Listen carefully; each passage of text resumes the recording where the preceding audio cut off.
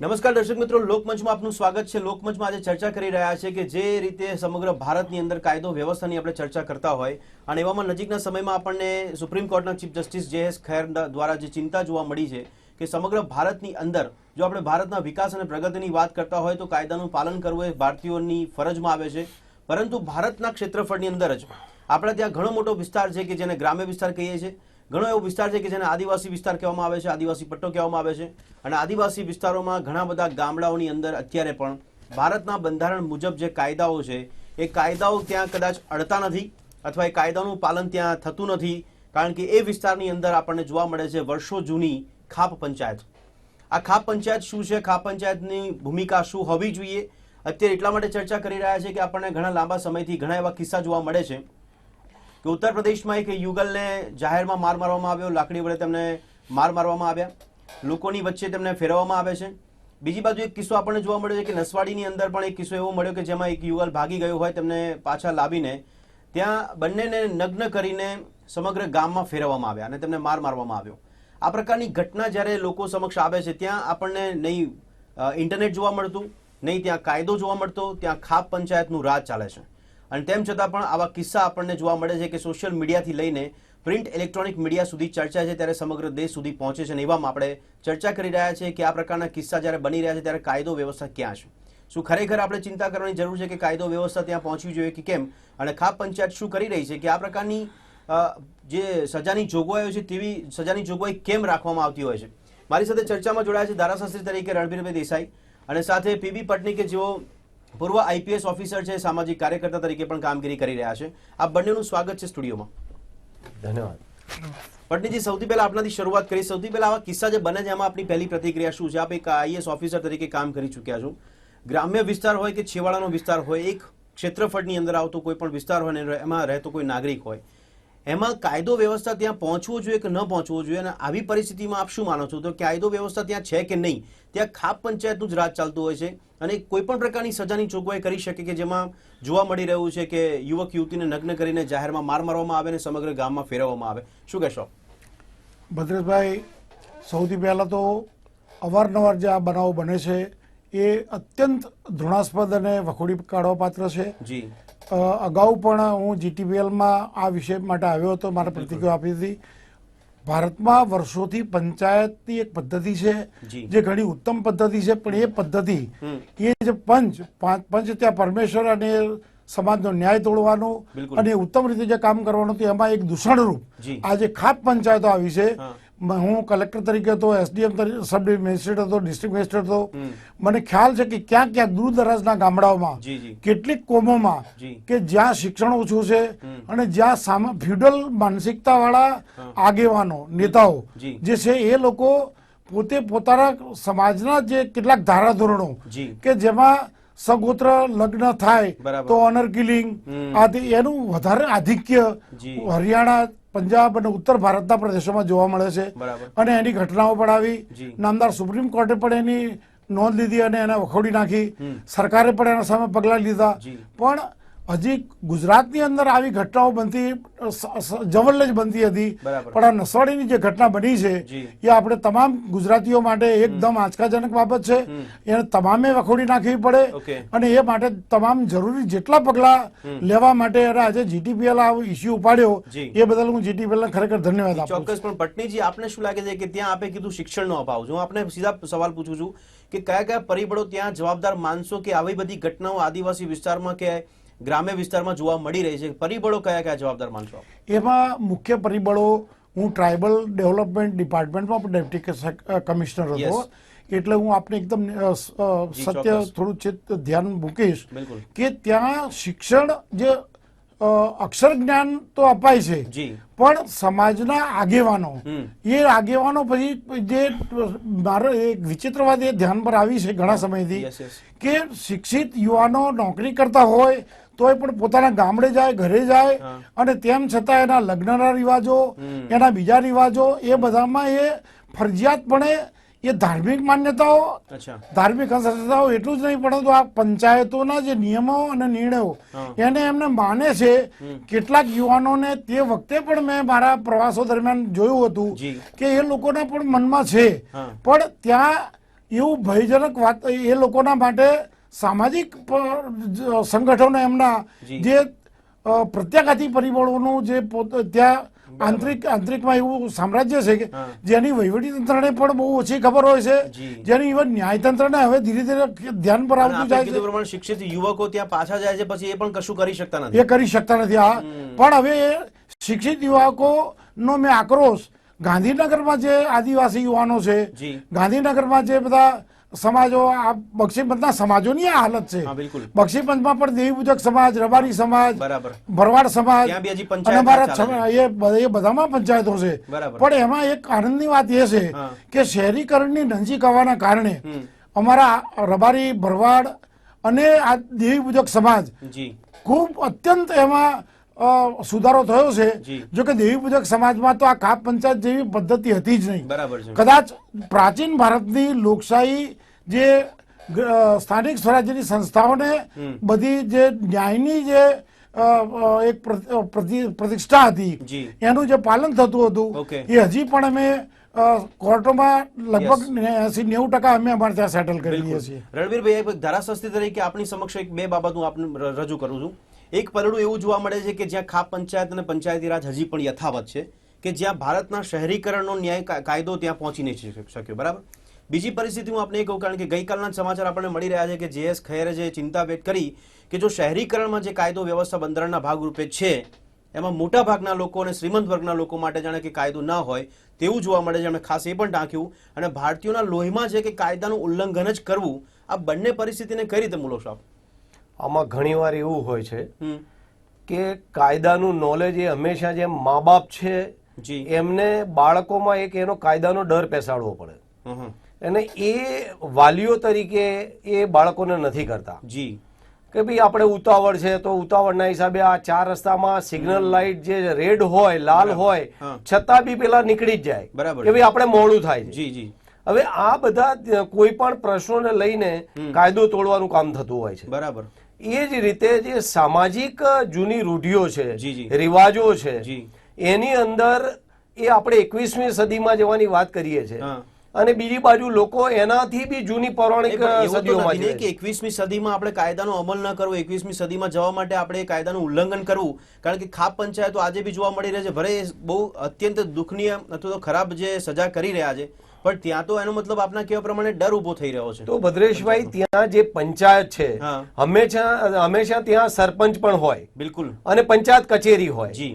પહેલા જૂનામાં જ્યારે કોઈ પણ બ્રિટિશ ગવર્મેન્ટ વખતે પોલીસ પટેલ તરીકે લોકોને બોલાવતા, હા, બરાબર. અને એ જ રીતે સરપંચ આજે એને બોલાવતા હોય જી, છે. જી. અને કોઈ પણ સરકારી અધિકારીઓ કે પોલીસ ત્યાં પંચાયતના દફતરમાં જઈને બેસતી હોય છે, જી. કેમ કે ત્યાં પોલીસ ચોકી ના હોય, બરાબર. અને એ ત્યાં જઈને એ કચેરીમાં બેસે અને એ માટે એને બોલાવતા હોય છે કે ભાઈ આમાં કોઈ એને અન્યાય થયો છે. ઓકે. એ જ રીતે સરપંચ પણ એક સામાજિક ન્યાયનો ભાગ છે, જી. અને દરેક પંચાયતોની અંદર પણ એક સામાજિક ન્યાય ના વિભાગનો એક વ્યક્તિ ચૂંટાતો હોય છે, બરાબર.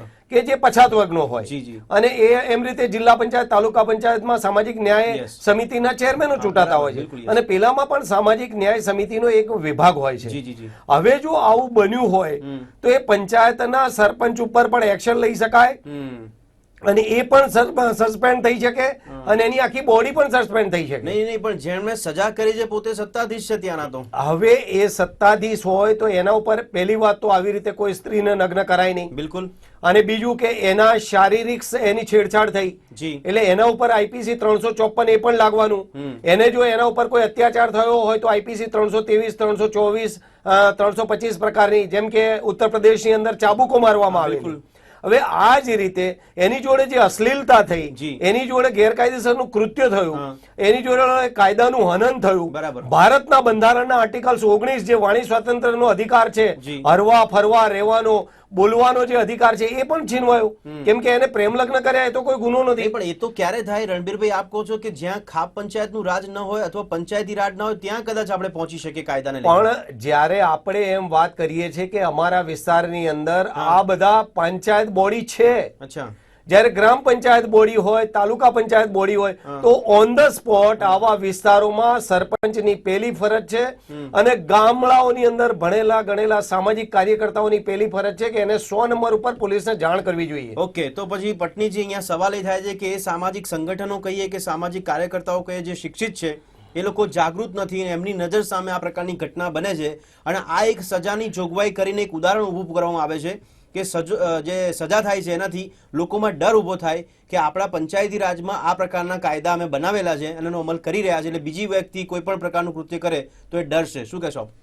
જુઓ, આમાં મારું જે ઓબ્ઝર્વેશન છે એવું છે કે લોકો હવે અત્યારે નવી પેઢી તો નહીં, જૂની પેઢીને પણ કાયદાની આ ખબર છે બરાબર કે આ કરવું એ કાયદામાં ગુનો છે. જી. પણ હજી આમાં ખરી મુશ્કેલી એ છે કે જે પંચાયતી રાજ તહેત જે આખા 3 સ્તરીય પંચાયતો છે એ એક વિકાસનું માધ્યમ રૂપ જે ફરજ બજાવે છે, એ આ જે ન્યાયતંત્રની પદ્ધતિ પર જનારી જે પંચાયતો છે પરથી આપણે એ તો સમજવું ને કે ન્યાયતંત્ર ત્યાં પહોંચી નથી શક્યું. ના, ન્યાયતંત્રને હવે આપણે ત્યાંની એક પરિસ્થિતિ એ છે કે ન્યાયતંત્ર તો ન્યાય તોડે છે, જે અમલ કરે છે કાનૂની જે તંત્રો છે એને કોઈ કે કેવું છે અને કોણ કે, એટલે જે સાહેબે રણવીરભાઈ બહુ સાચું કહ્યું કે જાગૃત નાગરિકો, સરપંચ છે, ત્યાંના તલાટી છે, આ બધાની આ જવાબદારી છે. પણ નાનો કોઈ કર્મચારી હોય એ વિસ્તારમાં ડરે, પણ સરપંચ જે તે ગામનો હોય એને પંચાયત અધિનિયમ નીચે એની હાજરીમાં જો આ થતું હોય તો એ ગુનામાં ભાગીદાર છે.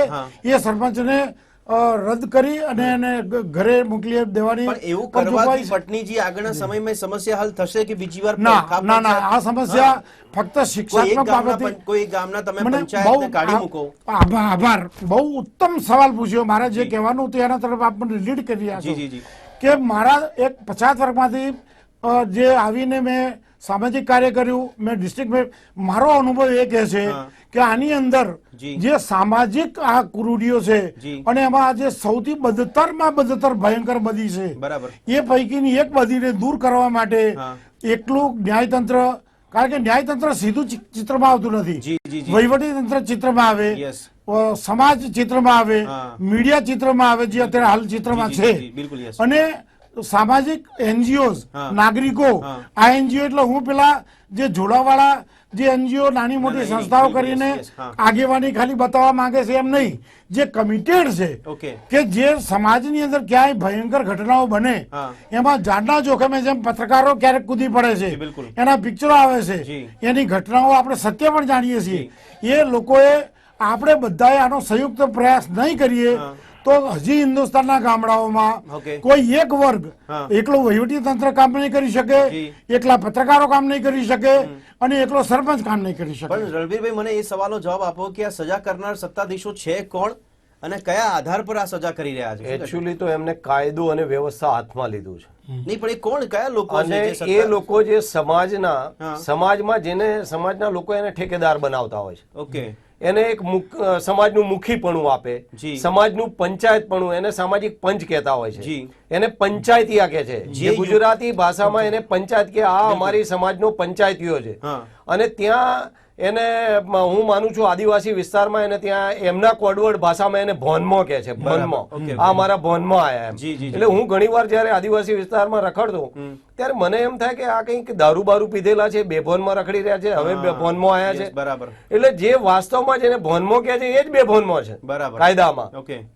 હવે આ લોકો જે છે, આજે હું કહું છું કે આ સામાજિક ન્યાયની બાબતમાં અમુક બાબતમાં સમાજના જે રૂઢિવાદી રિવાજો છે, વિચારો છે, એનું પણ ઉલ્લંઘન નથી કરી શકતા. ઓબીસીમાં પણ આવું બહુ છે, આદિવાસીઓમાં પણ બહુ છે ને શેડ્યુલ ટ્રાઇબમાં ઘણી વાર ભુવાઓ જોડે જવું પડે, એની જોડે સગાઈ માટેની પણ જે એને વેણ વધાવો, વચન વધાવો, એકાબેલા લેવા પડે અને એને પૂછવું પડે, અથવા તો કોઈ અન્યાય થયો હોય, કઈ બાબત હોય તો એની જોડે એ કુળદેવી જોડે.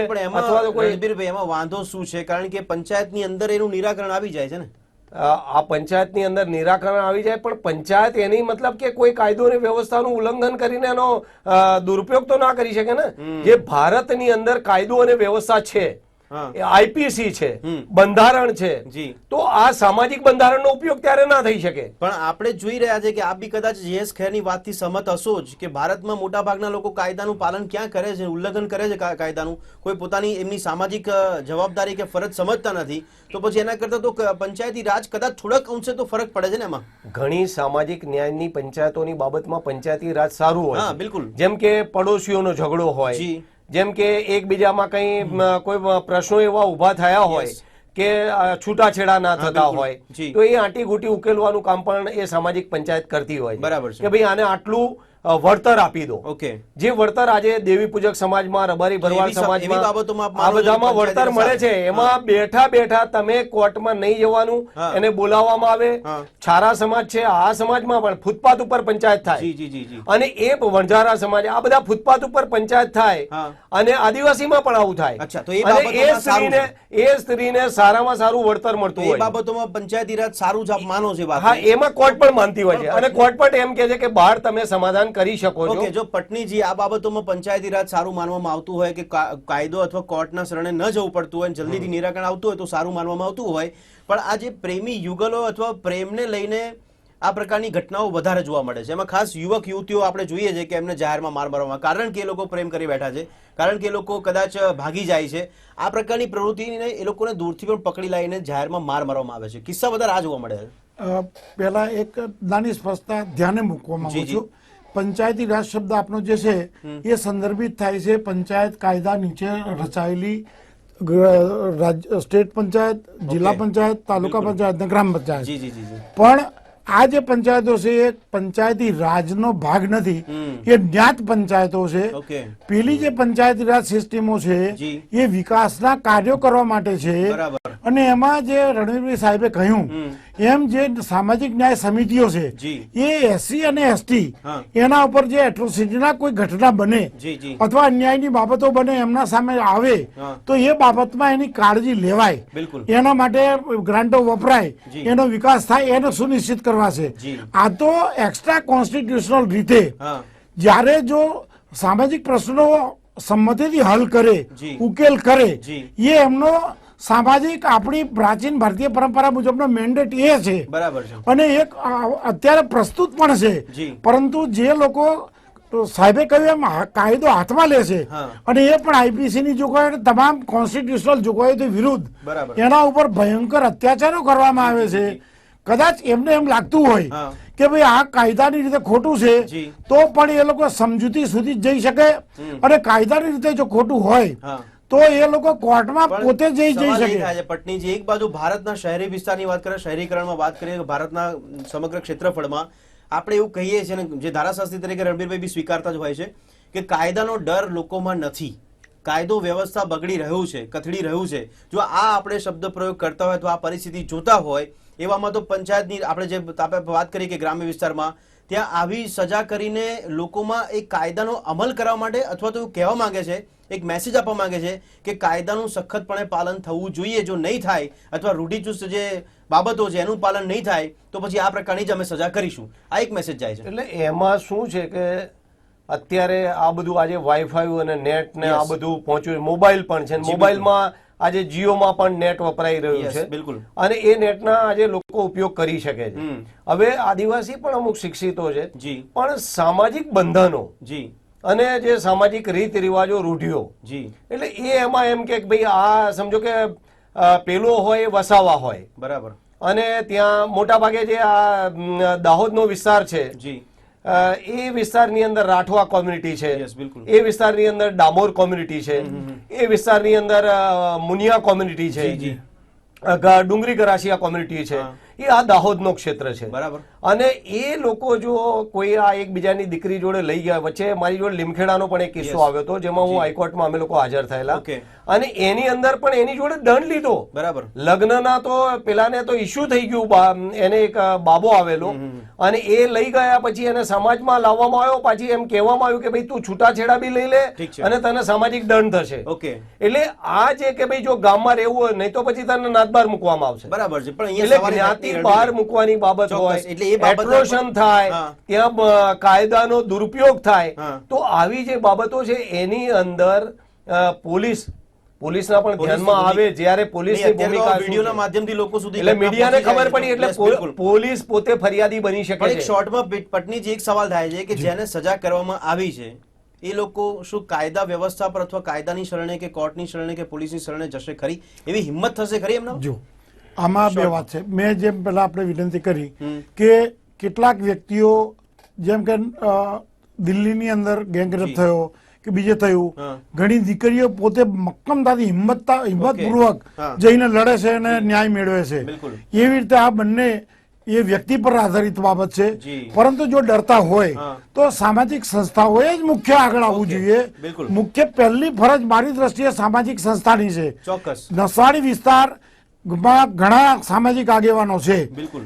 ઘણા રાજકીય આગેવાનો છે, જી, જી, જી. પણ મુખ્ય પહેલી જવાબદારી સામાજિક આગેવાન તરીકે નૈતિક જવાબદારી એમની છે. ચોક્કસ. એમને પોલીસ પાસે જવું જોઈએ, કેસ કરવો જોઈએ. ઓકે, અને આપણે આપણું આશા રાખીએ ગુજરાતનું કે પોલીસ કદાચ આવી ઘટના 100% નહીં, ઘટશે. આપણે બિલકુલ. કહું આપણા ઠીક છે. માધ્યમથી આખા અને ગુજરાત ભદ્રેશભાઈ આનું વળતર પણ મળી શકે. Yes, definitely. અને કાયદા- એ વળતર એને આપવું પડે ને સરકારે એ નહીં, વળતર નહીં. ચૂકવવાની રણવીર જવાબદારી. સાહેબ કદાચ રણવીરભાઈ કબૂલ પણ એ થશે. નસીબી કહી શકું છું. ના ના, એક મહત્વની જોગવાઈ મને અચાનક યાદ આવી આપણા ક્ષેત્રની શોર્ટમાં. કે સામૂહિક દંડ પણ કદાચ હા, એને ધાર્યું થાય. હતું. ઓકે. અને એનું વળતર પંચાયતના સરપંચમાં જેટલા લોકો ઇન્વોલ્વ હતા એની જોડેથી કોર્ટ વળતર વસૂલી શકે છે આ બહુ અને સારી પેલાને વળતરનો ન્યાય અપાવી શકે છે. હા. અને એમાં બદનક્ષી પણ થઈ એટલે એને આઈપીસી ની કલમ 502 હેઠળ પણ એમની વિરુદ્ધમાં ઠીક છે. કાયદેસર આ ગુનો બહુ દાખલ સારી થયો. વાત આ બંને કહી રહ્યા છો, પણ આપણે આશા એ રાખવી, કારણ કે એક પરિસ્થિતિ સમગ્ર દેશમાં એવી જોવા મળે છે કે જાહેરમાં તલવારના ઘા મારીને કોઈ યુવાનને મારી નાખવામાં આવે અને ત્યાર પછી કાયદાકીય પ્રક્રિયા શું થાય છે એમાં ઘણી બધી અસમંજસ જોવા મળતી હોય છે અથવા થાય છે કે નહીં એની પર શંકા ઊભી થતી હોય છે.